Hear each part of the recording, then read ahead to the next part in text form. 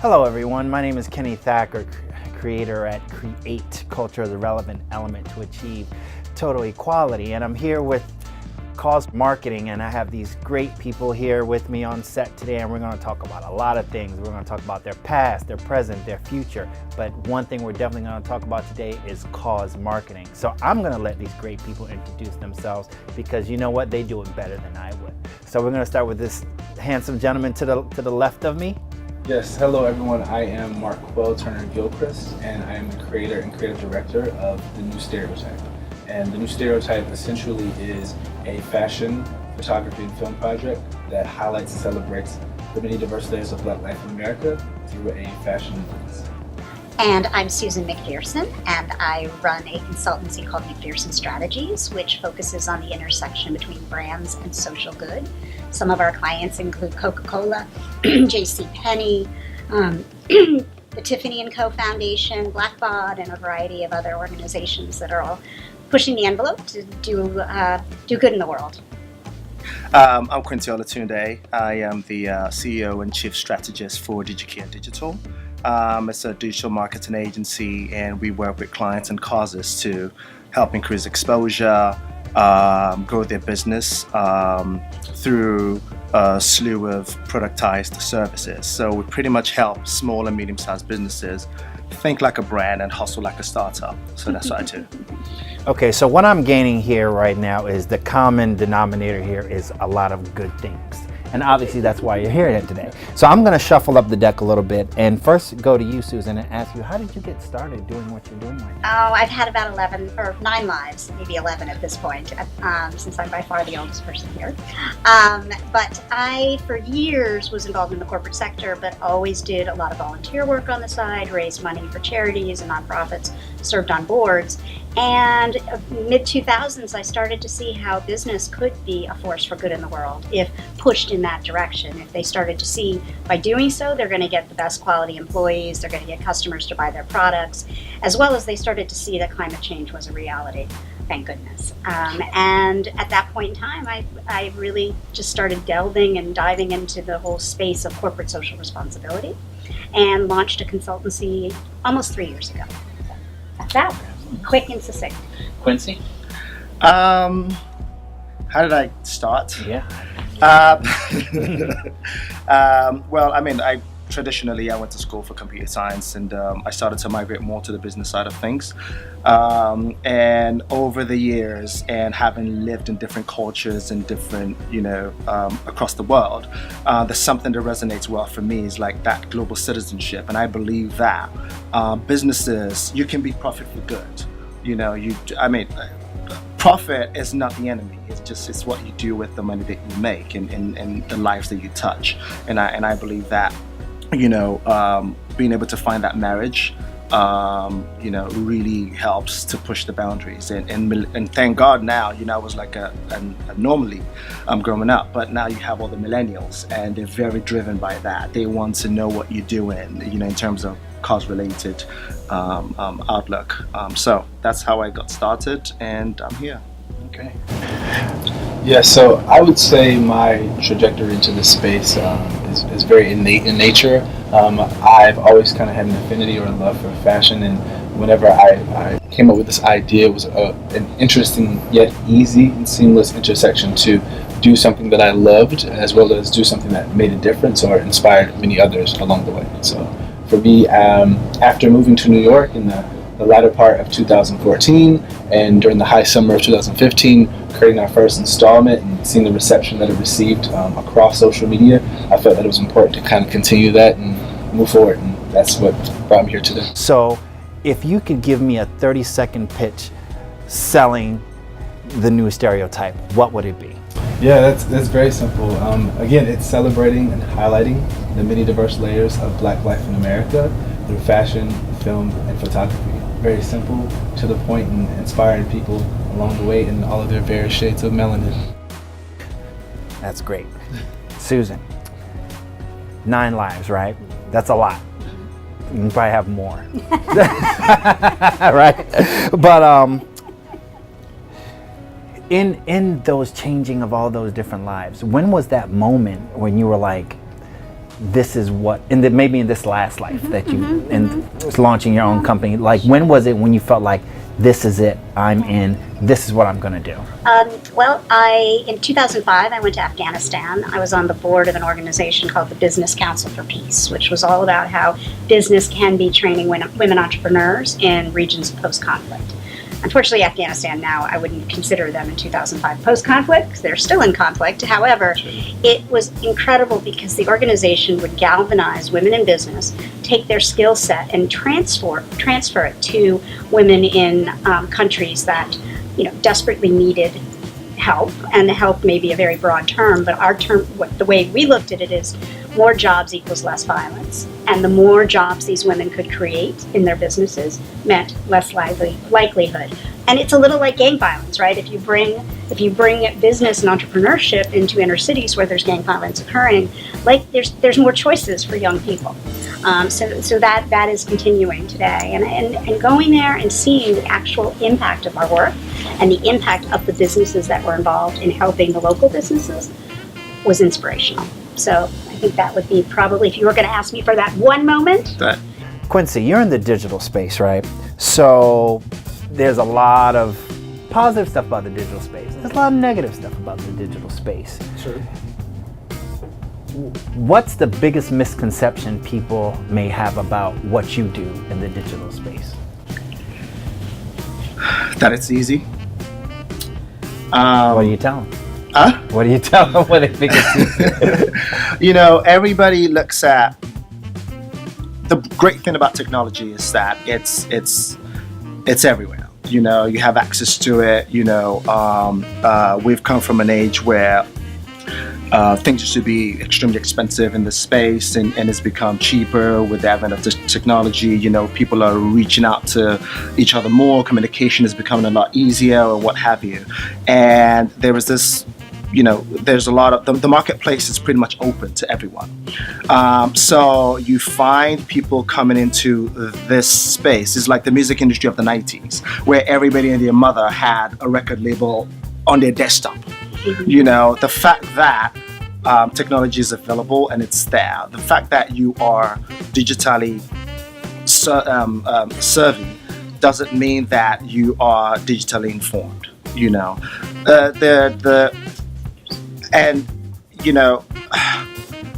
Let me go back. There are tools that are available for you to use, right? It's like a carpenter, right, with a hammer.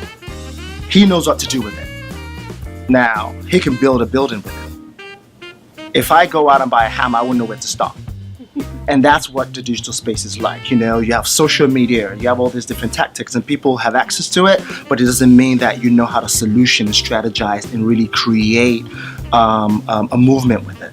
And that's where we come in. So when you are talking to a client or talking to people who are like, well, my 16-year-old son can do this. And I'm like, then why would you want to pay me more if your 16-year-old son can do it? And if I can just add, the brands want everything to go viral.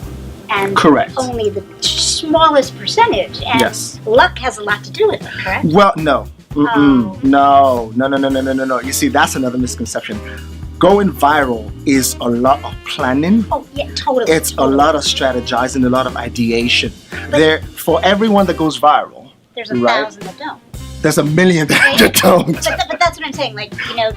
But so many of them, you do tons of planning and they don't go viral. Correct. So. Yes. You have that, but at the same time, it's like any business that you do. You have some data to back it up, some data to influence your direction, right? It doesn't mean that. The great thing about the space is that you can start a marketing campaign or you can start a development and go out and quickly test it.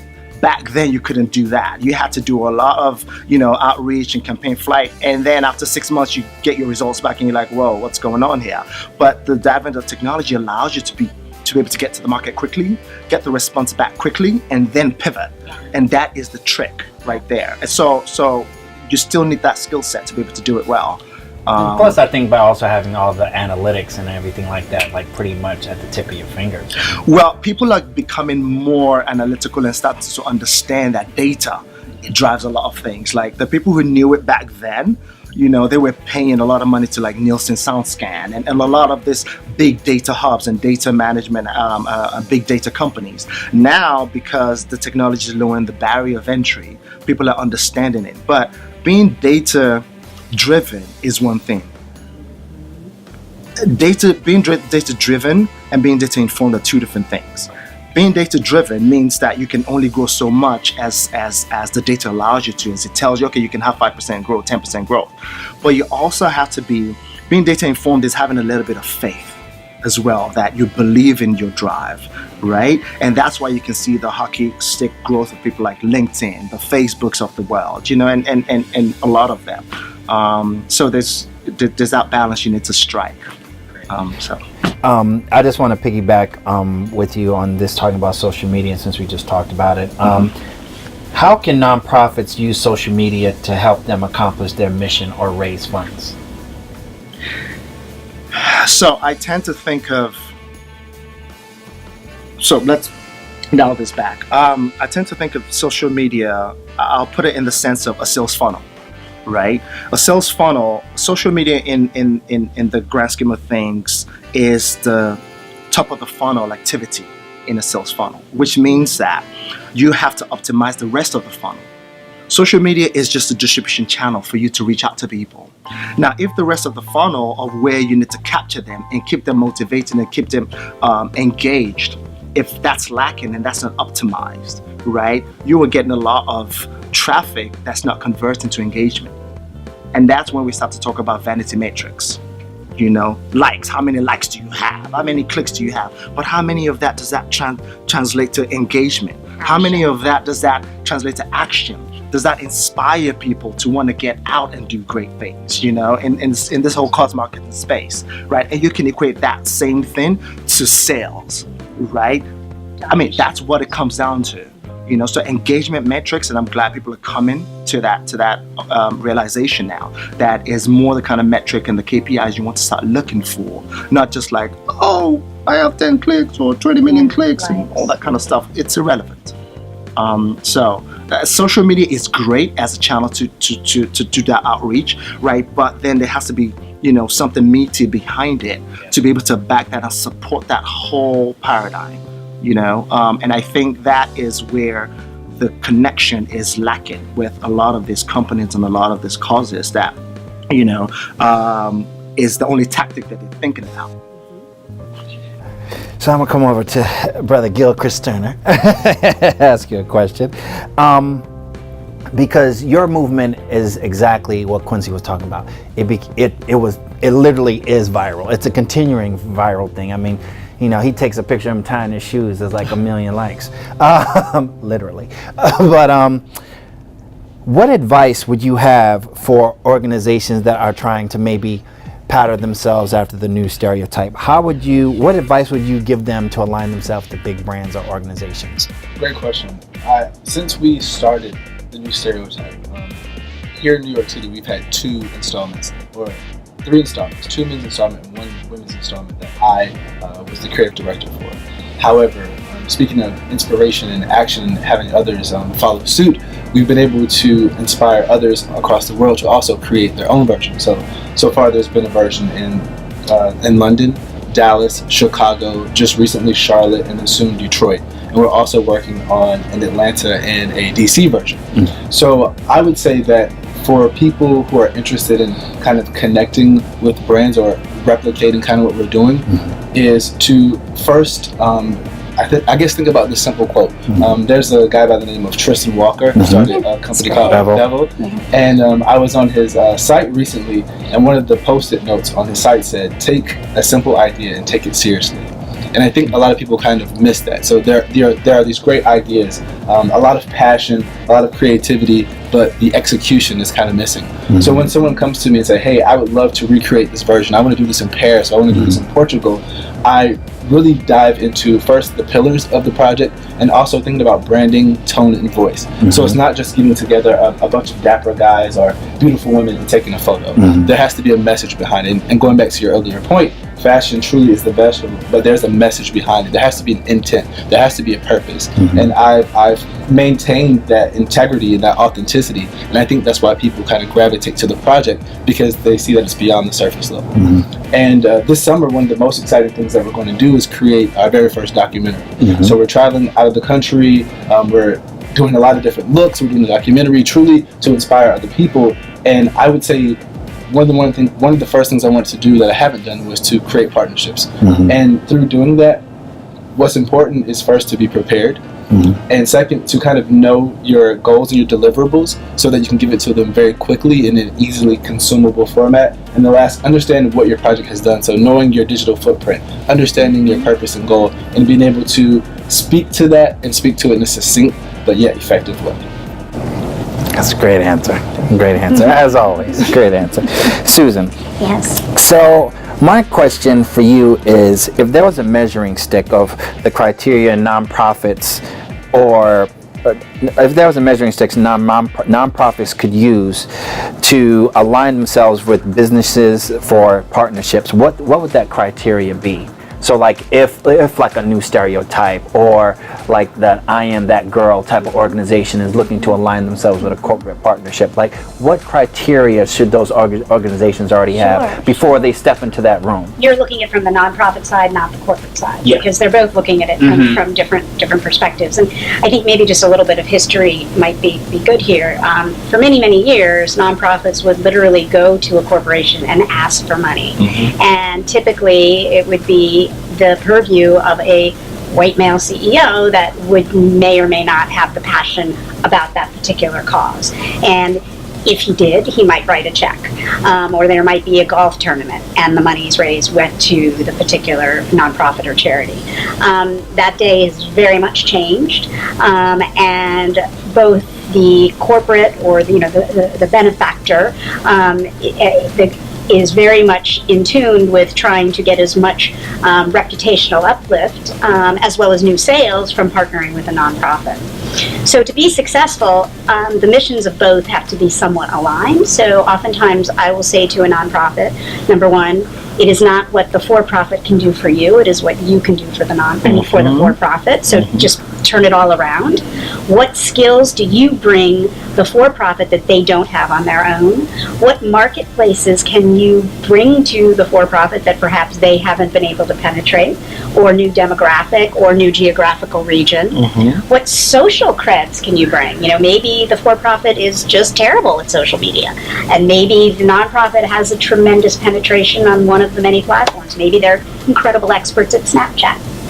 So what I think the nonprofit must do is do a deep dive to find out all the ways they can benefit the for-profit, but always in hindsight keeping in mind, or keeping the back of their minds, how do they align? Because you don't want to have a situation where it doesn't seem authentic, and puts the for-profit and yourselves in a kind of a funky position. So hopefully that would be.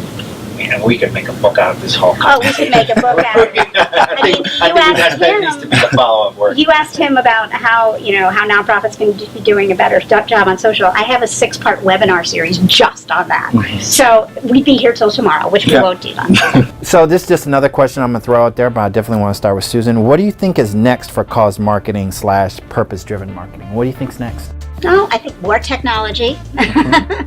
I think much more precise measurement before engaging in I don't mean measurement in the sense of how are we going to do this, but thinking ahead to metrics, so that when you plan the campaign that you're putting together with your partners, you can go ahead and pivot if you don't meet those goals.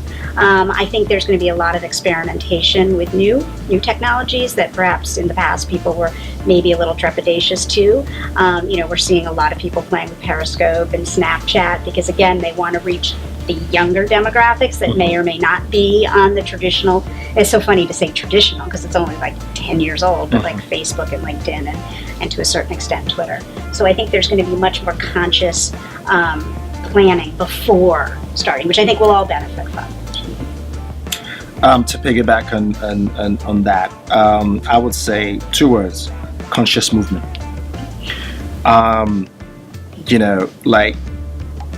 people approaching things, people approaching what they buy, what they get into, what they fill their space with in a very conscious way. It's no longer about you telling me to support this cause. It's how does that enrich me as a human being? What's the experience I'm getting out of it? Whether directly or indirectly on how I see it affects you.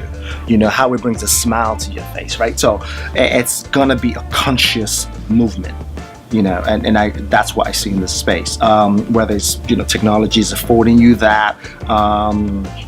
Technology is going to be at the base of it, but that's what's going to be. There's a really interesting platform called Positive Luxury that is based in London. And what it essentially does is it shines a light on luxury brands that are pushing the envelope and actually becoming sustainable, but not chastising them for what they're not doing, but instead showcasing what they are doing. Yeah. So it's something you should definitely check out, and it aligns with exactly what you're saying, that people, when they buy something, and certainly something that they're going to keep for a long time, because luxury brands are essentially, I think, the first level of sustainability. You buy an Hermes scarf, that's going to last you, and you're going to hold on to it, unlike fast fashion. But what it does is it talks about how. So check it out. Yes, I will. Positive luxury. All right. So one of the many famous questions that I always ask when I'm interviewing people is, this is going to be viewed by a lot of people, God willing, and they will see it. And there's going to be some younger people, some people even younger than Marquelle, believe it or not. And they're going to be viewing this and they're going to think, wow, I want to do what Susan does. I want to do what Quincy does. I want to do what Marquelle's doing. What do you say to that young, gifted individual that wants to get into your line of work? Always push. Always push. I would say be authentic and be sincere.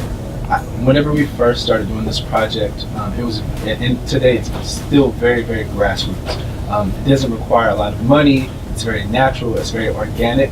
But people respond to what we're doing and what some of the other people are doing because it's authentic. It's sincere. We're not selling anything. We're not selling a product. We're truly just trying to celebrate life. So I believe that if you wanted to do something in this space, make sure you're sincere about that cause. Make sure that it's authentic, it's personal to you, that you love it, that you're passionate about it, and it's not just something to do, but you truly care about it, and it's sincere, and I think people will notice the difference. I think they'll notice the difference. I would say, first of all, nurture your network, starting from the get-go. That will pay back in dividends. And don't nurture the network just to get ahead. Nurture the network because it is a wonderful thing to do. And you'll find that people that you meet are fascinating, and they'll lead to other fascinating people. And secondly, show appreciation and always say thank you, even if it is 3 times the amount of what someone did for you. Because those types of things people remember, and especially in our space where we're all about doing social good, it's amazing that sometimes doesn't happen, and it should. And if you are not good at relationship building, find somebody who is. I mean, it hire around your weakness, align yourself around your weakness and find people who are moving in the same direction as you, because it's very, very important, because you will need that support. There are times where I just want to give up. I'm like, I'm done. And it's just like that fear, and I guess for me, is fear of not living up to my potential that keeps me pushing. Because I think like the investment that's made in me by somebody else, and I'm going, I can't not move, and it's not necessarily monetary value. Like there's so many things that you acquire along the way. That's not just about money. That's just the only way you measure success. Like how many lives are you touching? Who are you inspiring? Who did you help across the street? Things like that. I think goes a long way, and it just I'm gonna shop now. No need to. So we've covered a lot in this amount of time that we've been together. So I just want to wrap this up, because basically what we're going to do now is we're going to create a soundtrack to tonight, right? So if we were going to create a soundtrack to tonight's interview, what song would you use that talks about that basically speaks to your life right now? So like, what song would that be? Okay, I'll go first. Oh man. I would say it's what we do with the new stereotype. I'm speaking from the lens of the project. It's very, it's very subtle. However, I think the message shows us living our lives as we continue to do these installments in crescendo. So we're getting louder and louder and louder and a bit more bold. So I would say the song for this very moment would be James Brown, Black and Private. All right. For me, I feel so. Before this new agency that we have and going strong the last couple of years, I was a partner in another one that we rebranded to this, and that went on for about 6 years. And before that, had other products that I had done and sold and what have you. So for me, being an immigrant, mostly wherever I go, there's so many obstacles that you have to think about, not just only business, but also economically, politically, like all these things that are happening with all the political movement, all the immigration and whatever have you. So it's very near and dear to my heart. So it's not just about just business and making money. It's about, that whole global citizenship. So I feel, for me, waking up every day and being able to think and listen to Eye of the Tiger, that's one that, and if the millennials that don't know that, I know that. The millennials that don't know that, I would say, probably DMX, Ain't No Way, because I wake up every day with that.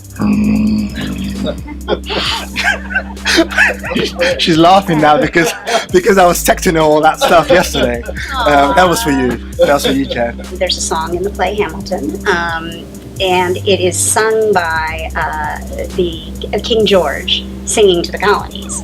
And his if I remember the title, it's You'll Be Back. And he talks about how, and it's wisdom because he's looking ahead and talking about, you're going to have all kinds of issues now that you're free, and you're going to now you get to make government, which isn't as easy as being led, etc. And basically what it's doing is it's projecting out to today's modern times and how we are in a messed up situation, given what's happening in the current election cycle, etc., yes. As well as what's happening with immigration and putting up walls and all the things that those of us in this world that we're talking about is all about breaking down walls and being inclusive and being, pulling together diversity to actually affect positive change. So I would say that song, You'll Be Back, is something I think about a lot. All right, well, that's the soundtrack I would listen to, ladies and gentlemen. I'd like to thank all of you for being here and sharing your time with us here at K.R.E.A.T.E Marketing. My name is Kenny Thacker, and we'll see you all on the next episode.